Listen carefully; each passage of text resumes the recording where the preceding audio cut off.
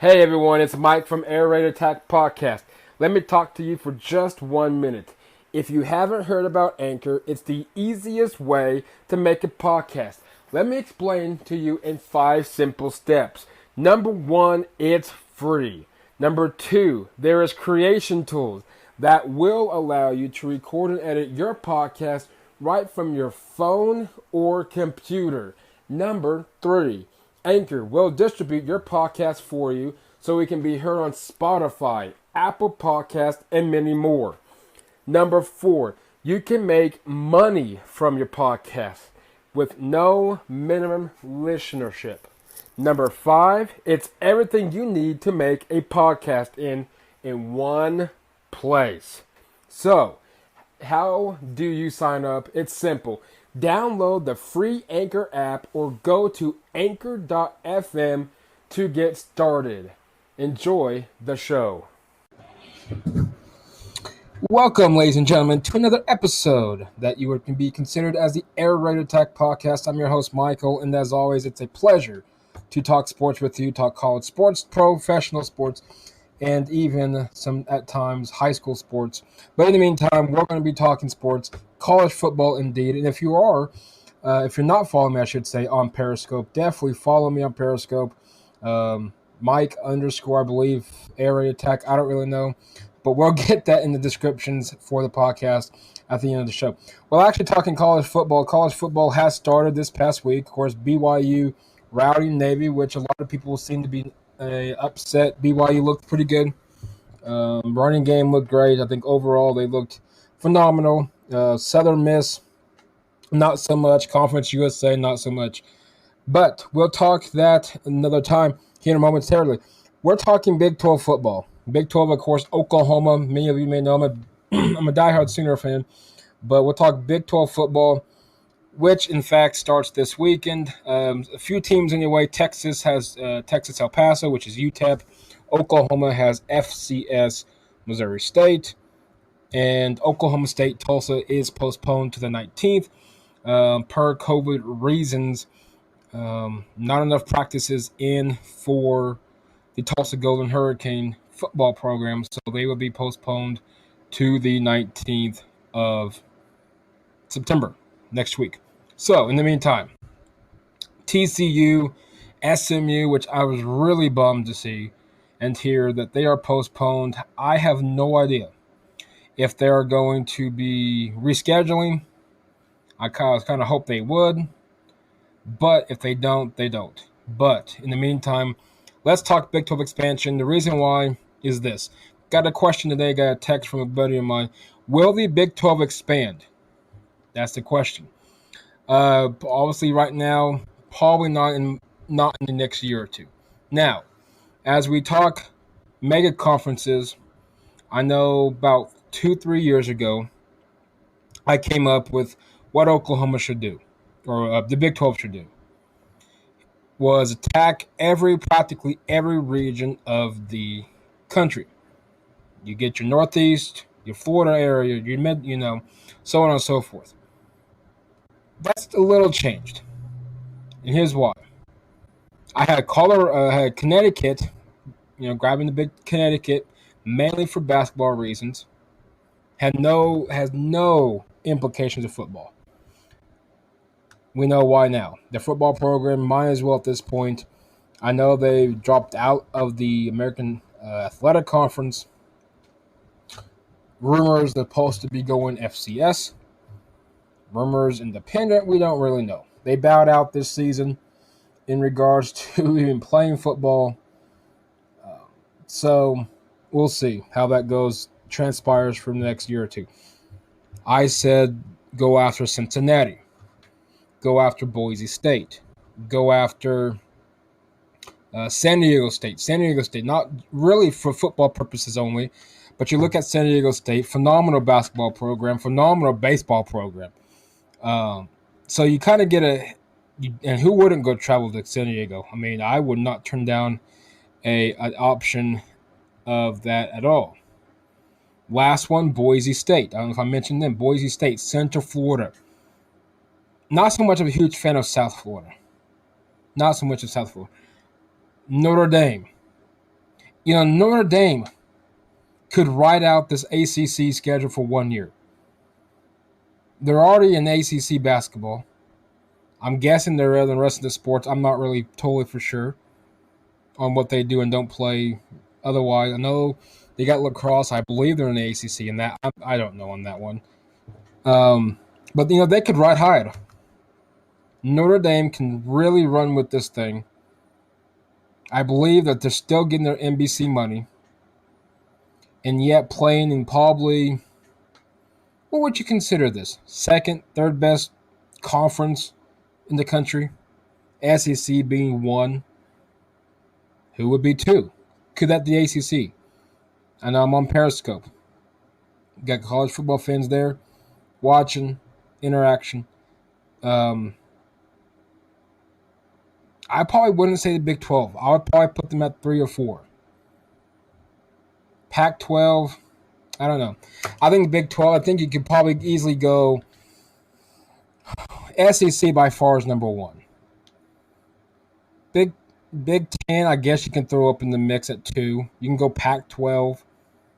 ACC, I guess you could. Depends on what sport we're talking. Big 12, probably, out of the Power 5, they probably ranked 5. Because you got Oklahoma, some years Texas, some years Oklahoma State, and then you got everybody else. Up and rising Texas Tech program, I think we'll get back to where they were. You got Oklahoma State that could easily win the Big 12 this year. You got Texas. Depends on what team that they can play. You got Texas that can win some games. I still think Sam Ehlinger, best quarterback in the conference by far. They got the edge on that, I think, against Oklahoma. I still think Oklahoma, and I'll be biased on that one, I still think Oklahoma beats Texas. But the quarterback play, Sam Ehlinger compared to Spencer Rattler, we'll see. Oklahoma has a bye week after this week. They get Kansas State, who a team that upsetted them in Manhattan. Then they're off, I think, again before they start Big 12 play. Resume Big 12 play. So Texas Tech can easily be a program that can be a dark horse in the Big 12.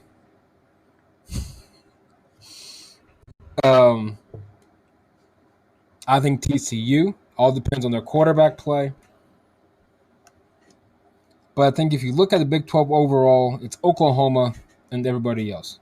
Few years Texas, few years Oklahoma State. I think if Oklahoma State wins the Big 12 championship, it's going to be this year. I love the kid in Spencer Sanders. Love the kid in Spencer Sanders, the quarterback. Struggled last year, but that was expected. You got probably the best, arguably the best running back in the country, Chuba Hubbard. They have a legit chance. You can't count out Texas by any means. Cannot count out Texas. It's just, can Texas run the ball? That's the question. Can Texas run the football? Can they even defend it? Forgot to go live here on YouTube. That's fine. So anyway, Big 12 expansion. Who do you want to see? Tweet us if you follow me on Twitter. On Air with Mike. That's my personal. The show one is airraid_podcast. If you're just joining in on YouTube, we're talking Big 12 expansion football. I'll put this out on questions on YouTube. Feel free to enter the comments below. And on Periscope, let me know. Do we see, and if we do, who is the first conference to form the mega conference? Do we see the Big 12? Could this be the year that the Big 12 be the one for the first move in mega conference? I still would love to see the Big 12 expand. I don't know at this point who you grab. Question is, how big of a name is the Big 12 still? I think they're pretty decent. So again, Texas Tech, I think, is a dark horse team in the Big 12. I expect them to make some noise. Really, I really, really do. Kansas is not there yet. Not there for Kansas. Kansas State can easily make some noise, but again, we'll talk Big 12 football completely. Whole nother topic for a whole nother day. We can talk expansion. Let's continue that. But for now, this week's college football games, not so many in the Big 12, and nothing premier like we would have if we would have had Florida State, West Virginia. That was if everything played out as is, Florida State, West Virginia, but of course, COVID had other plans otherwise. So you got nothing to severity. Texas Tech plays Houston Baptist. Houston Baptist, I believe, the team that gave up 57 against North Texas. You got Coastal Carolina and Kansas. Kansas, I think, is the only one that's their spread is within a touchdown. Texas against UTEP. You got Oklahoma, Missouri State of the FCS. Arkansas State, Kansas State. Don't be surprised with the Red Wolves. Baylor plays host to Louisiana Tech, and West Virginia plays host to Eastern Kentucky, and Iowa State plays host to Louisiana. My prediction's pretty flat out simple. I think Iowa State wins at Ames. West Virginia's going to take care of the FCS. I think Baylor's going to take care of Louisiana Tech. Oklahoma's going to steamroll through Missouri State. Texas will take care of Texas El Paso. Texas Tech will steamroll through Houston Baptist. I think Kansas beats Coastal Carolina, but that could be closer than expected. I think Arkansas State loses to Kansas State, but that's going to be a good one, and that's before the Oklahoma game. So I'll try to catch that one, or at least catch the score when I'm in Norman on Saturday. So we'll see. Big 12 overall this week. Nothing too much. We shouldn't expect nothing major to happen. Of course, next week you have Tulsa, Oklahoma State, and that's just because of the makeup game from this week. And then Big 12 conference play starts. And I love the fact. I don't know if he's on here, my Red Raider fan. I'm telling you, 2:30, Jones AT&T Stadium, the 26th of September, Texas goes to Texas Tech. And do not be surprised if Texas Tech can pull off that upset. I'll be in Norman, so I can't watch it. I'll listen to it on the way home. I got to work that 26th. But, we'll talk all that whole week another time. But like I said, this previous week, nothing too much has happened, transpired in regards to college football. Not many upsets, if any, that you would consider. I guess the fact that Southern Miss lost to South Alabama, you can consider that one. UAB beating Central Arkansas. The fact it was so close was surprising. I watched Central Arkansas play, I believe, Austin Peay last week, and that was pretty bad at first. But you had a lot of postponed games. Jacksonville State, Florida National, Rice, Houston, all postponed. Army shuts out Middle Tennessee. Marshall wins easily.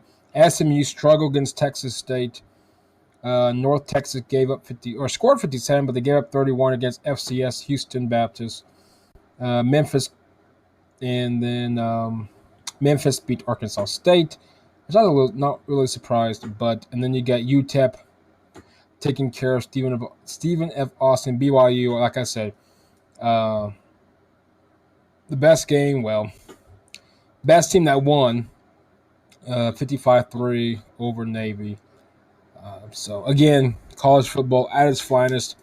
Unlike the years past, it's kind of hard to get excited for, just for the simple fact that you have so much what's going on. So much. This week, I will tell you my predictions. Top 25, we're not going to go down the list of every single college football. We're just going to do top 25. I think if I had to give an upset, even though you got looks like already one postponement in the top 25. Look out for Duke. Duke, Notre Dame. I love the Fighting Irish. Bryce, the Clemson transfer to Duke, thinks a key factor. Notre Dame's big at home against Duke. But just keep an upset alert on that one. I pull a upset tag on that one. Duke Notre Dame will be my upset alert of the week. So there you go. Upset alert, Duke and Notre Dame. Notre Dame welcomes the ACC for the first time in school history. And we'll see, folks. We'll see. If you're chiming in on Oklahoma City, if you live in Oklahoma, let's put it that way. If you live in Oklahoma, guess what? It's getting colder. The rain, I believe, is coming in. I got a notification saying that. Guess what? Lightning is in the vicinity of where you're at. So, fall has arrived. Fall has arrived. Moving on, NBA, real quick. We'll talk some NBA. Of course, Oklahoma City, that will be discussed on Thursday.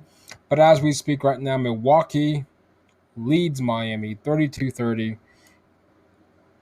9 minutes left in the second.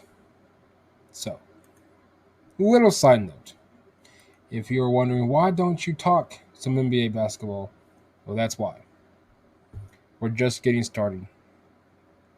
If you're on YouTube, welcome. Periscope, welcome. Chime in below, either comments on YouTube, either on Periscope. Your predictions for the college football realm. Will we see college football complete the entire season, or do you think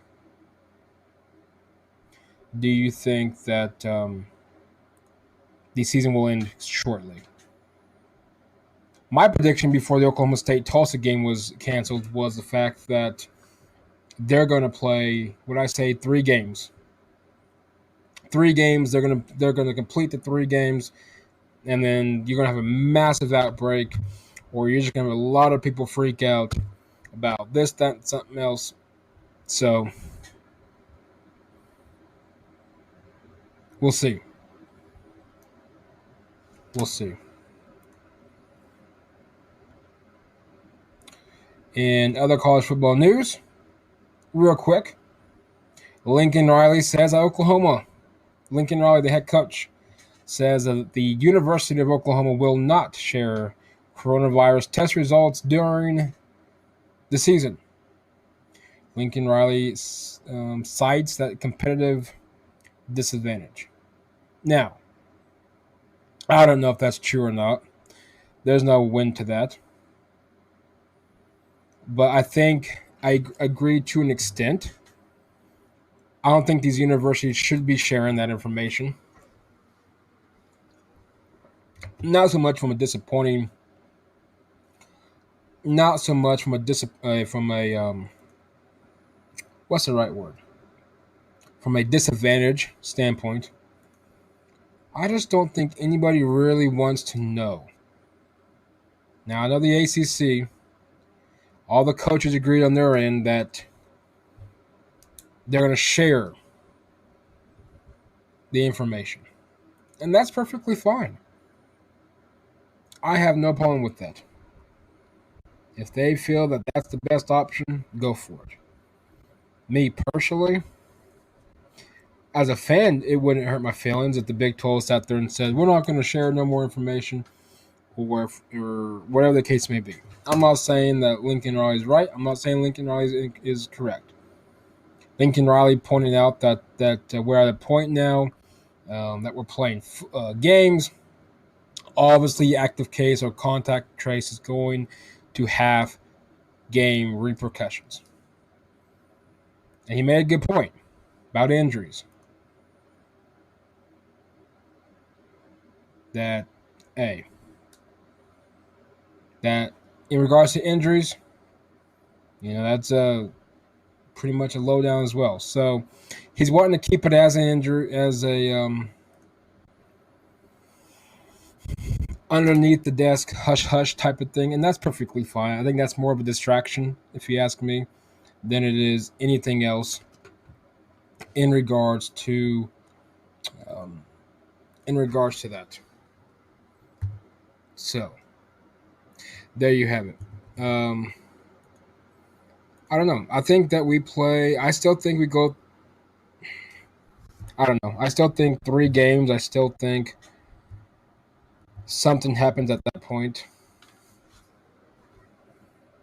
So we shall see. We shall see. So without further ado, let's pause for a moment. And as the stuff upload, I don't know what's going on. No, we'll pause. We'll continue to talk college football because that's what really the episode's about, is college football. So if you're listening in, wherever you're at, whether you're live on Periscope, you're live on YouTube, if you're on YouTube, comments below, your favorite college football moment, if you have one. Same with Periscope. Follow us on the show on Twitter, airraid_podcast, and then my personal one, On Air with Mike. I believe the storm is rocking in. The storm has arrived. Good deal, good deal. So, with that being said, now, let's move it on. Let's keep going. Next week, what do you expect in college football? We're going to recap all the games that took place this weekend. Again, not so many, but we'll go on. We'll talk the recap from the Sooner game. I may do that on the road, headed back. We'll see.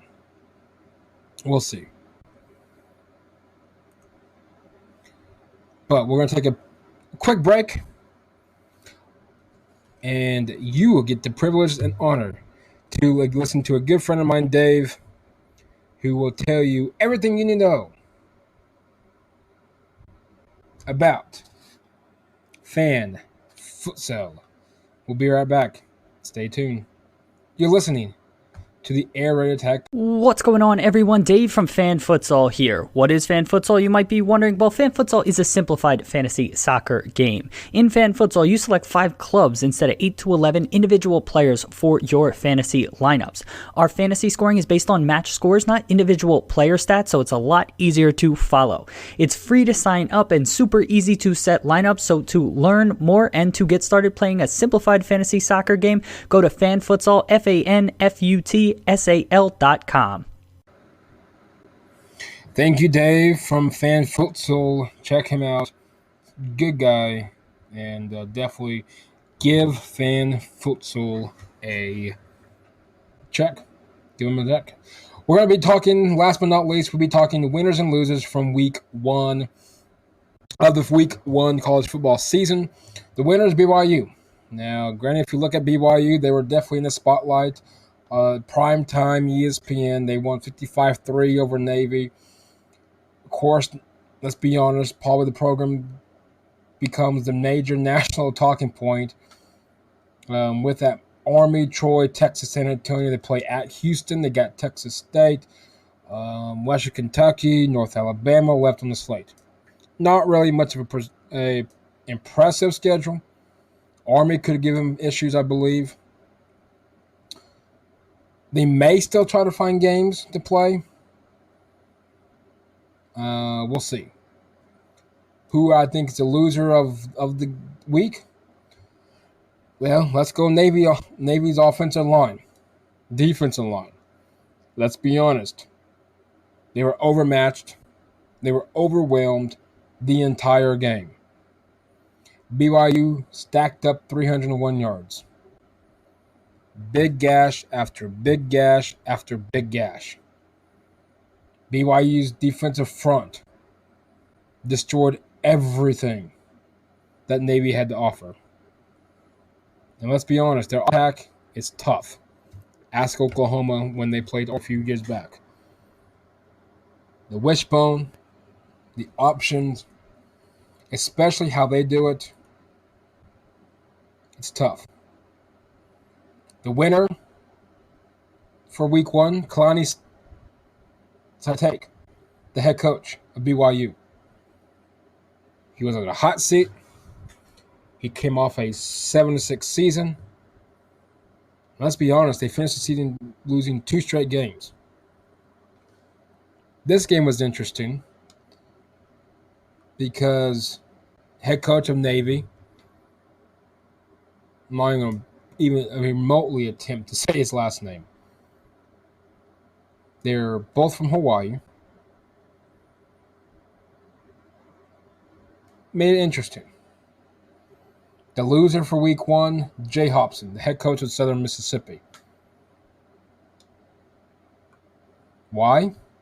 Well, why not? You had 4 winning seasons out of 4. Impressive. Went to 3 bowl games. Pretty impressive. Winning 1.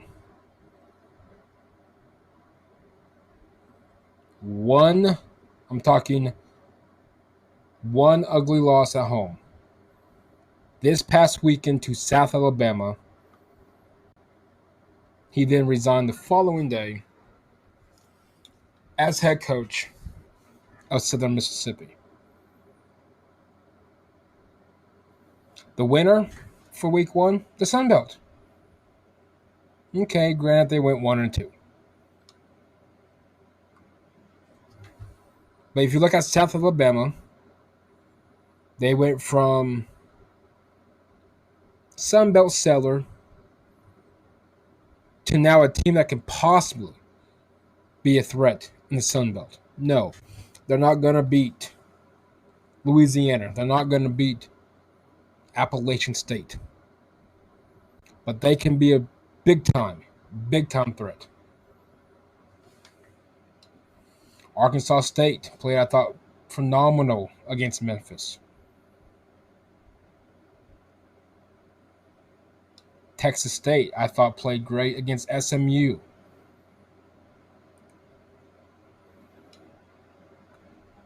Conference USA is my loser of the week. Plain and simple. Middle Tennessee got blown out of the water to Army. Southern Miss loses to South Alabama. Marshall, yeah, they beat Eastern Kentucky, but Eastern Kentucky's an FCS. North Texas beat an FCS school in Houston Baptist. UAB, you barely beat a Central Arkansas team. And Texas El Paso, who hasn't won a game, seemed like in forever. A late score put them away, put Stephen F. Austin away.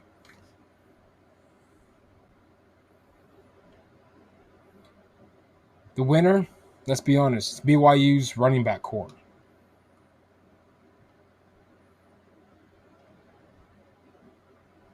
Tyler racked up 132 yards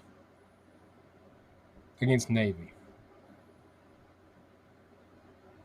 And all 10 running backs that ran for 90 yards or more this weekend, UAB's Spencer Brown was the only upperclassman. And last but not least, the loser for week one, plain and simple, is Conference USA's running game.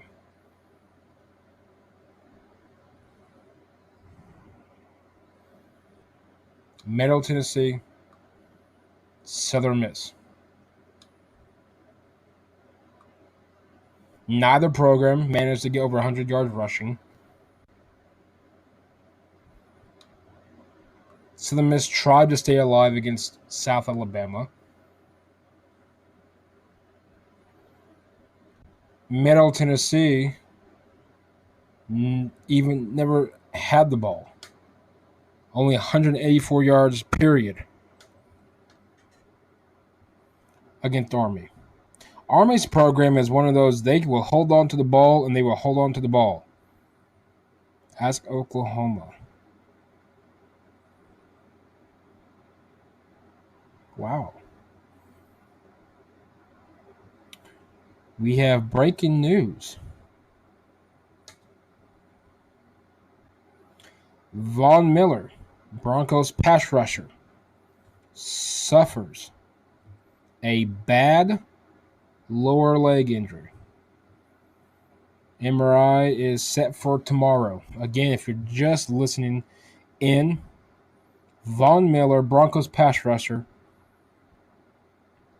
severely hurt in the practice, lowers his